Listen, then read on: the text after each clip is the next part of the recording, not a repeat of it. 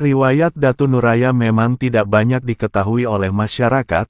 Kemunculannya pertama dan terakhir di daerah yang bernama Pantai Jati, Munggu Kerikil, Kabupaten Tapin sangat misterius.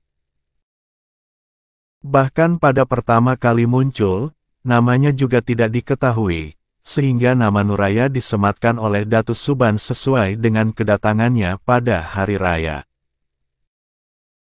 Dialah pembawa kitab Barencong yang kini terkenal. Legenda Datu Nuraya beredar dari mulut ke mulut, kini dia bermakam di Pantai Jati, Munggu Kerikil di Kabupaten Tapin, Kalimantan Selatan. Datu Nuraya juga dikenal dengan nama Syekh Abdul Muin, sebagian ada pula menyebut Syekh Abdul Jabar serta menyebut Syekh Abdul Rauf. Dalam kisah rakyat yang beredar, konon di Pantai Jati, Munggu Kerikil dekat Liang Macan, tetangga desa Tatakan tinggal seorang guru miskin, namun sangat dalam dan tinggi ilmu tasawufnya bernama Datu Suban. Karena kemiskinannya, Datu Suban dan istri hanya makan singkong setiap hari.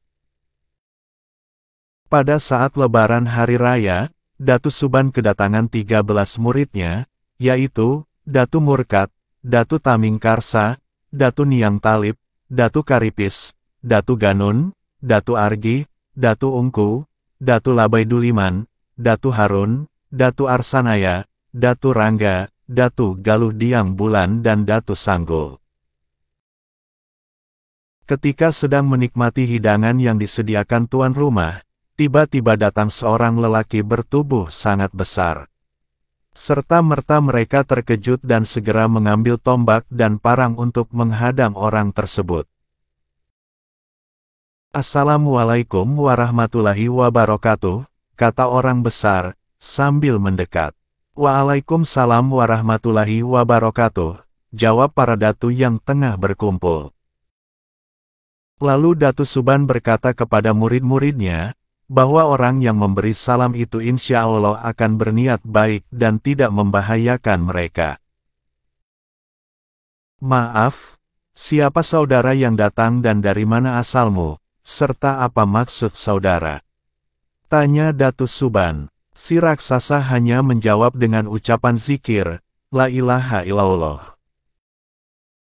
Setiap Datu Suban bertanya selalu dijawab dengan kalimat tauhid la ilaha illallah, hingga 7 kali ditanya dan dijawab dengan 7 kali zikir tauhid itu. Setelah 7 kali zikir tersebut, tiba-tiba raksasa itu ambruk dan tidak bergerak.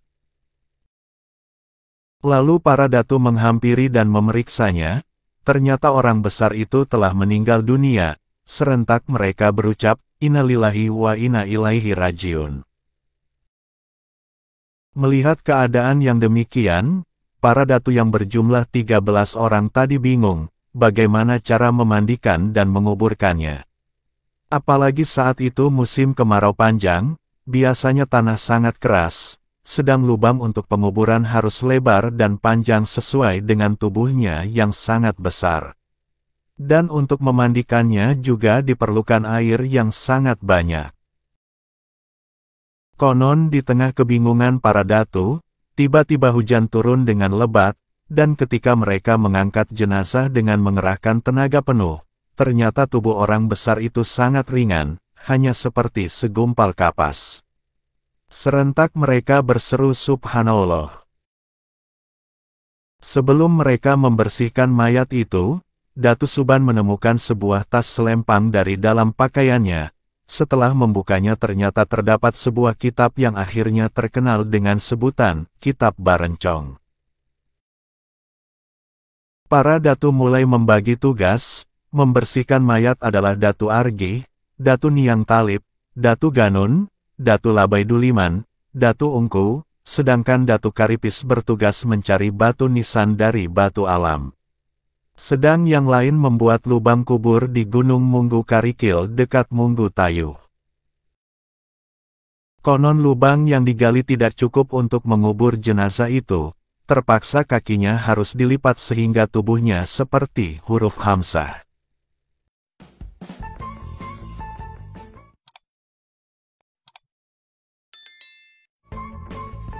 Pada hari ketujuh setelah meninggalnya raksasa itu, Datu Suban membuka kitab yang ditemukan pada jenazah tersebut di hadapan 13 muridnya sambil mengucap basmalah. Ternyata berisi bermacam-macam khasiat ilmu dunia dan akhirat.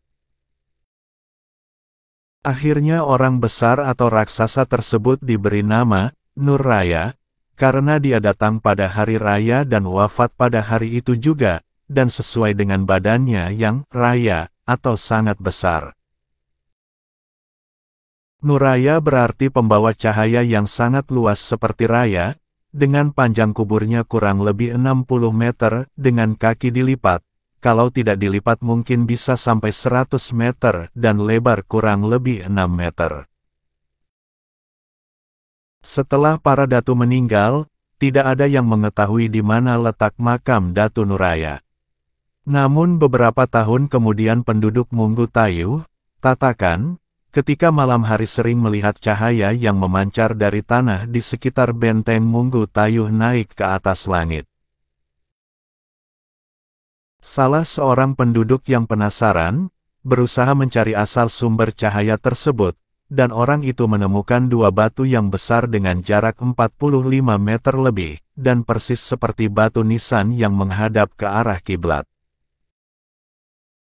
Sekarang makam atau kubah Datu Nuraya telah menjadi kunjungan para penziarah dari berbagai daerah, tak hanya Kalimantan Selatan. Makamnya terletak di tanah yang agak tinggi, di tengah pepohonan yang rindang. Untuk dapat menuju makam Datu Nuraya di Kabupaten Tapin, dari Bandara Syamsuddin Nur Kota Banjarbaru membutuhkan waktu sekitar 2,5 jam. Jarak tempuh dari bandara ke lokasi makam diperkirakan antara 60 sampai 70 km. Itulah sebagian riwayat dari Datu Nuraya yang bermakam di Pantai Jati, Munggu Kerikil di Kabupaten Tapin, Kalimantan Selatan. Terima kasih telah mendengarkan. Mohon maaf jika banyak kekurangan. Wassalamualaikum warahmatullahi wabarakatuh.